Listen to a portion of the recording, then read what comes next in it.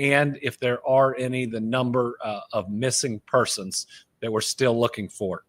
Remember, there's a Victim Family Reunification Center at the Louisville Metro Police Training Academy, which remains open. That address is 2911 Taylor Boulevard. As of last night, there had been 16 different families there. I think the mayor's providing an update where that number may now have shrank. At least information I'm getting is those families may not line up with the hospital patients, which means we've got to continue to search that site, hope and pray for the best, but know there may be more loss of life that we're going to learn about today. 2 businesses were directly impacted: Kentucky Petroleum Recycling and Grade A Auto Parts. Thankfully, a local restaurant that is right there that we had great concern would be impacted and we would lose whoever was in it, was missed and now is helping the search and rescue. We're grateful for them. Another blessing is this plane could have potentially hit the major Ford factory or the convention center. Those are all close by and did not. The radius for the shelter in place has been significantly reduced. Louisville Metro is putting out guidance to residents and businesses immediately around the crash site to not consume water. EEC, the Energy and Environment Cabinet, is working closely with the city on this. Other areas are safe. You know, if you are in the suburbs, if you're in other parts of Louisville, you are as safe today as you've been any other day. The air is fine, your water is fine, but that immediately around the crash site, we're just trying to be very careful. In new news today, following yesterday's events, I'm declaring a state of emergency to help us deal with this plane crash. It allows us to move resources more quickly through emergency management and the Kentucky National Guard. It allows state resources to be used also through our agencies to be readily available, including disaster resource management, expenses related to response, and more, as well as reimbursement. It's going to help to make sure that groups that are already limited in terms of their funding can get some immediate or short-term help as they wait for reimbursement for the costs that they've expended. Additionally, I've taken action to establish the Team Kentucky Emergency Relief Fund to help those affected by this terrible event. The URL for this site is going to be on the screen. Similar to previous storm disaster funds, every dollar donated will go directly to those affected. In fact, what we've done is we've gone and amended the Team Kentucky Storm Relief Fund to now allow families impacted by a disaster like this to also benefit from the generosity of Kentuckians. Remember, the first thing that we pay for out of these funds are funerals, so that in a time of grief, nobody is worried about that. In Kentucky, we grieve together and we support one another. Donations will help pay for funerals and for response, recovery, and rebuilding. All right, while Kentucky is responding to this crisis in Louisville following yesterday's deadly plane crash, we must also remember the challenges that our families are facing due to a lack of SNAP benefits brought on by the Trump administration. This is a program that was under attack early by the president following the big, ugly bill.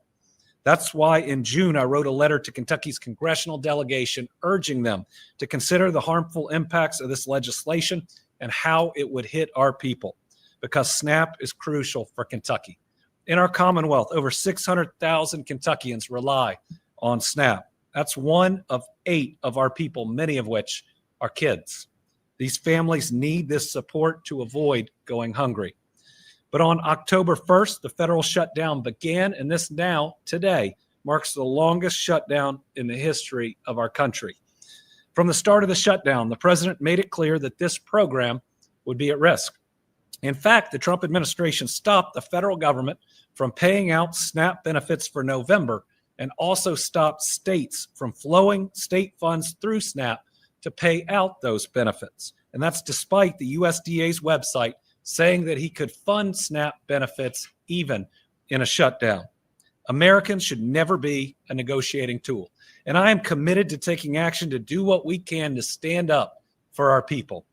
So on October 20th, I announced that while we were exploring options for SNAP, we had 2 updates that would help many who rely on this program.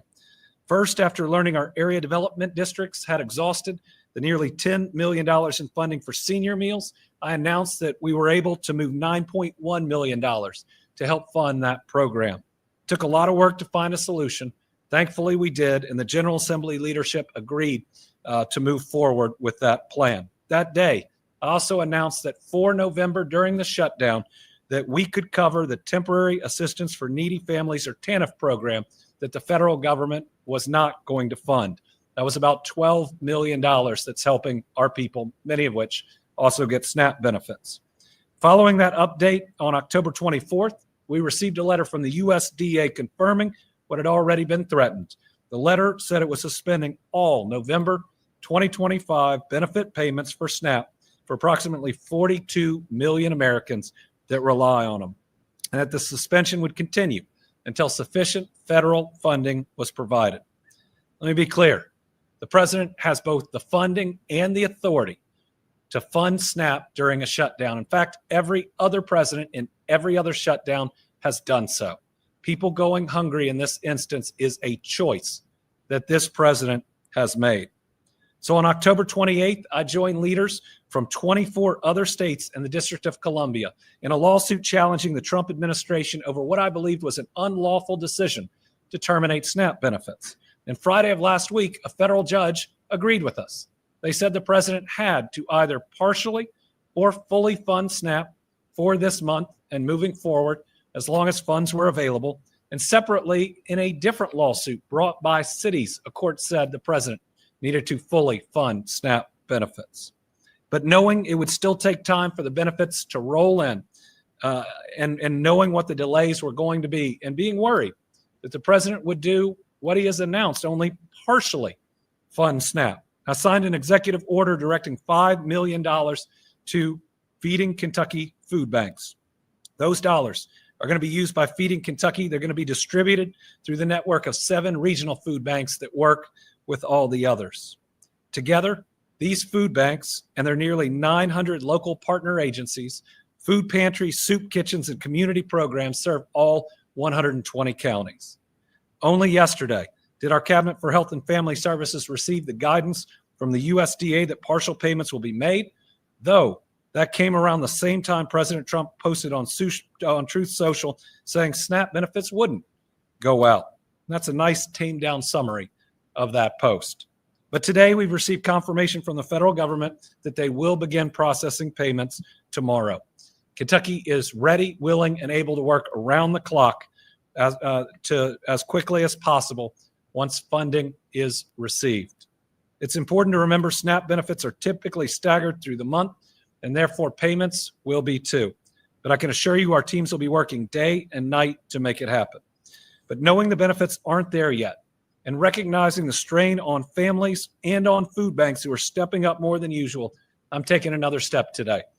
I have authorized the Kentucky National Guard, the best guard in the country, to assist in staffing food banks as needed. What this means is that every dollar we're providing to the food banks can go towards purchasing the food, and that we can provide the extra staffing that's needed as they see a surge of families coming in. It'll help ensure Feeding Kentucky and their partner food banks can focus on distributing meals without the hardship of finding additional staff. As the federal shutdown continues, we're also thinking about all the ways that federal workers face hardships, and we're doing what we can to help. One way we're doing this is by urging insurance providers to continue coverage for federal workers so they don't lose that coverage. More than 23,000 Kentucky families are experiencing a loss of income due to the shutdown, something that is no fault of their own. Remember, many have not been paid since mid-October. It's incredibly unfair for them to fear losing coverage on top of concerns about paying rent or groceries or doctor's appointments. In a bulletin we released yesterday, we encouraged insurers to implement the following protective measures for policyholders who are federal employees. Number 1, postpone or withdraw termination of coverage notices that have occurred during the shutdown. Continue that coverage for those federal workers with unpaid premiums for at least another 30 days or 30 days after the shutdown ends. Give our people the time to receive their paychecks and make their payments. Number two, I'm also asking for federal employees to have more time to make payments on premiums and other charges. Insurers are allowed to extend payment periods for Kentuckians in this type of situation. That way, our federal employees can still get services during the shutdown and have more time to pay. I'm also asking for these companies to allow more time for repairs, giving Kentuckians more time to pay for necessary repairs. So if during a routine home inspection, an insurer notes a problem with the roof, the insurer will usually give a time frame that the Kentuckian has to make repairs to that roof. If the repair isn't made within the time frame, the policy's canceled, and that Kentuckian now doesn't have coverage. We know that it's unfair at a time when people aren't receiving a paycheck through no fault of their own to lose coverage for a repair that they don't have the dollars to pay for. So we're asking for those repair times to be extended. Kentuckians with the loss of income due to the shutdown who are threatened with policy cancellations can contact the Department of Insurance for more information. Additionally, the National Flood Insurance Program stopped writing new policies on October 1st due to the shutdown. This could have an impact on prospective homeowners whose mortgage company requires flood insurance to complete their purchase of a new home. To assist these buyers, the Department of Insurance has compiled a list of surplus lines of insurance that offer flood insurance coverage and a list of brokers who sell the insurance. Anybody who needs flood insurance can contact DOI's Consumer Protection Division for additional guidance. We've listed contact information on the screen for those relief programs. So please reach out. Team Kentucky is here to help. Moving on, a lot of people after seeing that plane crash are thinking about safety. We're taking an additional step today to make Kentuckians safer. We have seen 3 straight years of decreases in drug overdose deaths, thank God.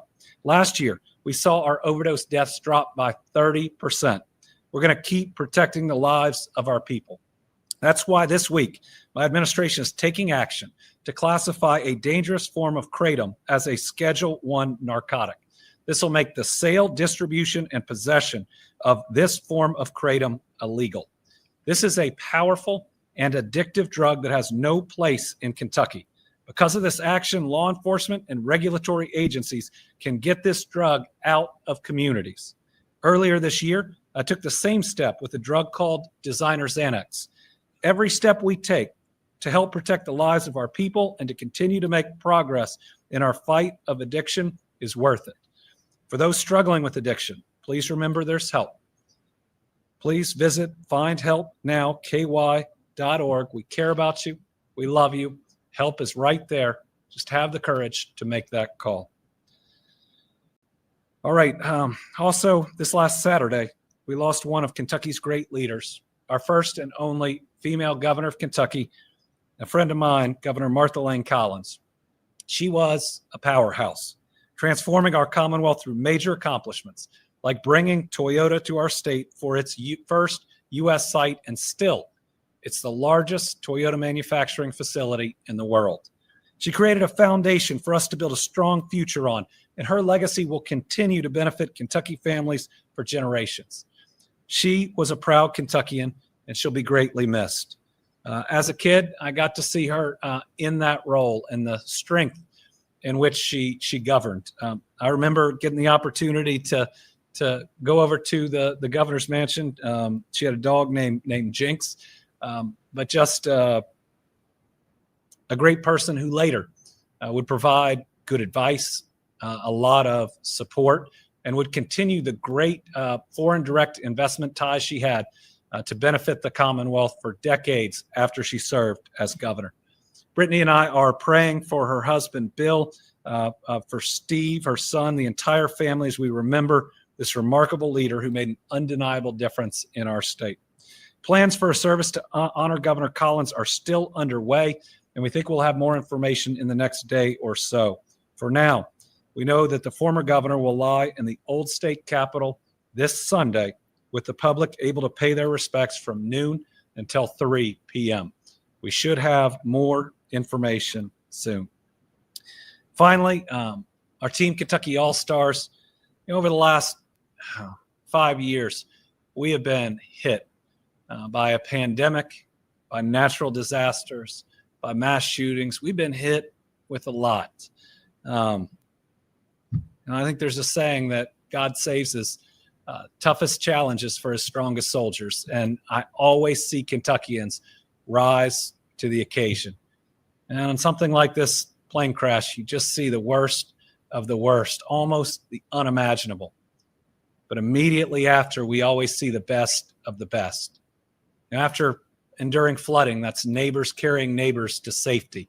And certainly during this disaster, during this plane crash, it was a surge of brave, of well-trained, and of skilled first responders that took on a raging fire and have rendered the area so much safer in a very short period of time. They show everybody that you can come from, 15, 20 different fire departments, different groups, and you can work together seamlessly. 50 different fire trucks putting out the flames and then bravely walking through a dangerous area, going from what used to be a building to another what used to be a building, trying to find people. I got to watch the footage from the helicopter in real time, while that fire was still going on, of brave men and women moving through the area, trying to find people that needed help. So listen, our Team Kentucky All-Stars today and every day are all these first responders, both at the site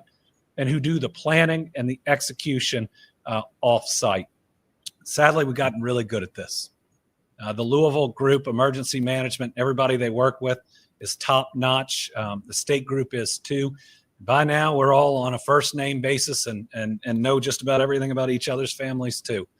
I hate that that's the case because it means that we have responded time and time again, but I can tell the people of Kentucky that this group is the very best at what they do, and we are so blessed to have them. So they are today's Team Kentucky All-Stars. All right, we've got a couple of journalists that are with us in the room today. We also have about 4 on the line. We'll start with Carolina from WLEX.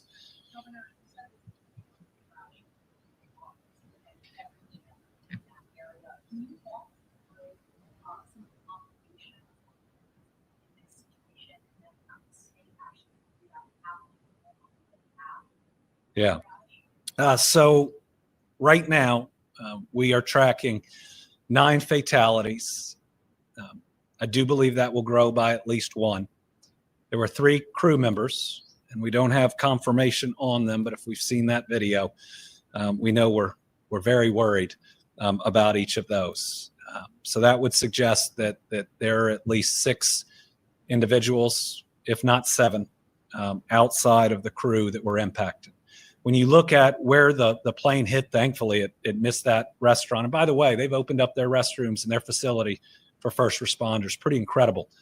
After just about having your facility and everybody inside wiped out, that you're now a part of the rescue. So very proud of them. It hit 2 of the lesser populated businesses in the area. It hit the Kentucky Petroleum Recycling, and because of what they have there, and the tanks that they have, that made the situation more dangerous. It appears the pressure valves did go off. It did cause, we think, extra smaller explosions, but it appears they may have operated as intended to prevent it from being worse. At different times, first responders did have to take cover because of what they were dealing with, but they were trained and ready and knew what was on site really quickly, really impressive to watch, and I was listening to it in real time.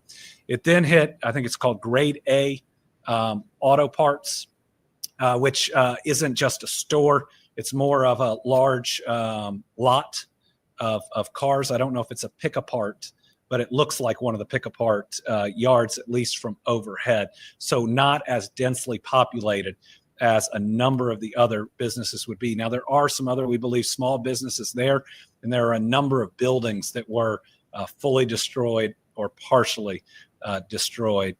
Getting in to the blaze quickly was complicated by that, but these groups got in and got control of this much faster than I think most people would have believed was possible. This is very close to the Ford facility.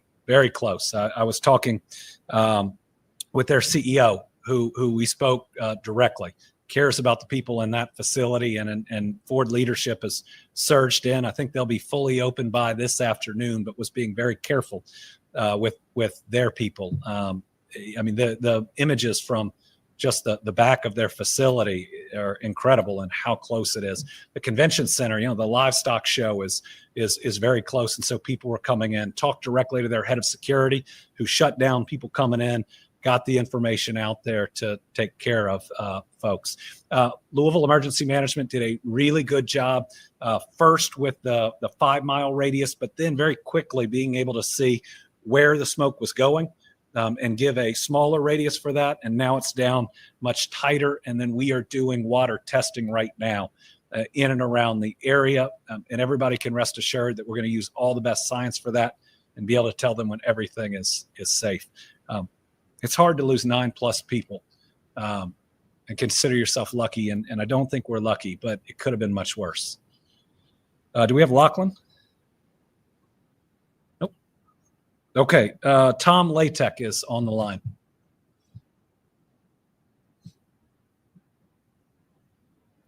Thank you, Governor. Had to jump and get the unmute button there. I would like to hear your take on the election results in New York, New Jersey, and Virginia, and what you think that might lead the 2026 midterms to. Well, as vice chair of the Democratic Governors Association, I'm very proud that last night we went 2 for 2, and they weren't close. Our gubernatorial candidates both made history. One flipping Virginia, becoming the first female governor of Virginia, winning by, I think, 15 points more than projected. And then Mikey Sherrill in New Jersey becoming governor. This is the first time there's been 3 consecutive Democratic gubernatorial terms in 60 years. Neither of these races were easy. I certainly was directly involved in very significant ways in both of them, but most of the credit should go to those 2 candidates who are great leaders. And the thing that I'm excited the most is that they will govern well. But what you saw across the country were Democrats winning in city council races in South Carolina, statewide PSC races in Georgia. You saw the New York race and many others. And I think it says 2 things. Number one, the American people are so concerned about the American dream slipping away. They are looking for candidates that are focused on their everyday concerns and needs, and that starts with their job and whether they can afford what they need to feed their family, maybe take them on a vacation every once in a while, the ability to afford that next doctor's appointment, to be able to travel safe roads and bridges, to know the school they drop their kids off at is a quality school, and they want to feel safe in their neighborhoods. That's where the Democratic candidates were. That's how they ran, even across different parts of a political spectrum. That's what people were promising. And, I'm putting it out there. I don't want it to be a secret, because I think Republicans, independents, all those candidates should be running the same way. And maybe that's a way to heal the country, to bring everybody back in, to make these issues nonpartisan, and then not to move to the right or the left, but to move forward. But I think the other thing we saw was a very clear statement that politically, President Trump has been a failure in his first year of his second term. The president was involved in and lost the Wisconsin Supreme Court races. He was involved in and lost both of these governor's races. He even endorsed a non-Republican in the mayor's race in New York and lost. So I hope that this gives courage to people who've lacked it in Congress to do their jobs again. I'm not asking them to be a Democrat or an independent. I'm asking them to be a separate branch of government that believes in checks and balances and restores lawfulness to Washington, D.C. Just do your job. There's not a political advantage to not doing your job, and the people of the United States are watching. Okay, we've got WLKY. Okay, we have Sylvia Goodman.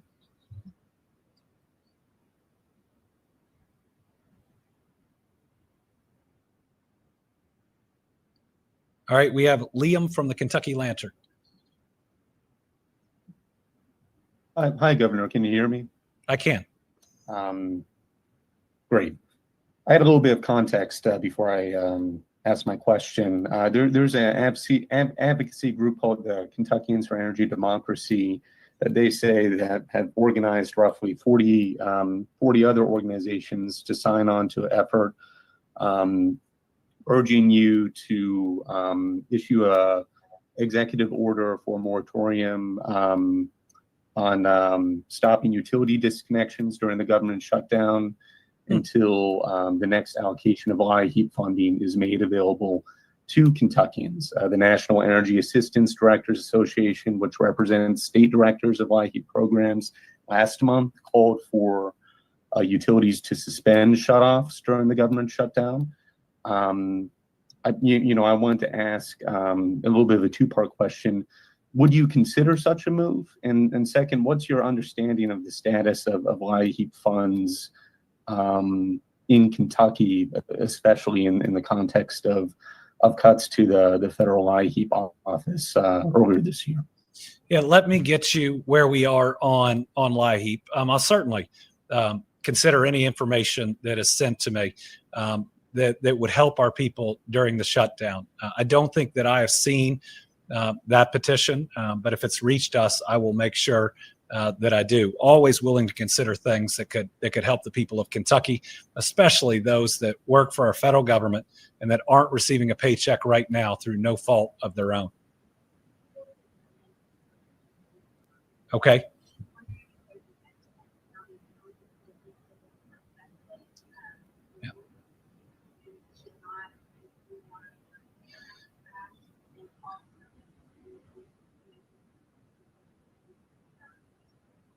Yeah. What's the last?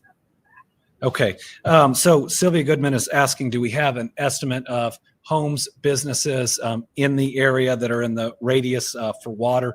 I believe Louisville Emergency Management is putting out that information directly, both on social media and working to do it directly. Now, this is not a densely populated residential area. It is almost entirely an industrial area that is impacted. At least 2 businesses have been massively hit, and we'll try to get a number of the others around them. Certainly, we've got enough people on the scene where we ought to be communicating directly to those businesses to make sure that we keep people safe. All right, we'll be back next week with our Team Kentucky update. We'll have all the pieces of good news we were otherwise going to report on this week ready then, and a double dose of good news will be something that we all deserve by that time. Please pray for these families. We've been hit a lot in the Commonwealth, but we are strong. We are also kind. Let's make sure that we give to the fund. Let's make sure we support these families in their time of need. Thank y'all.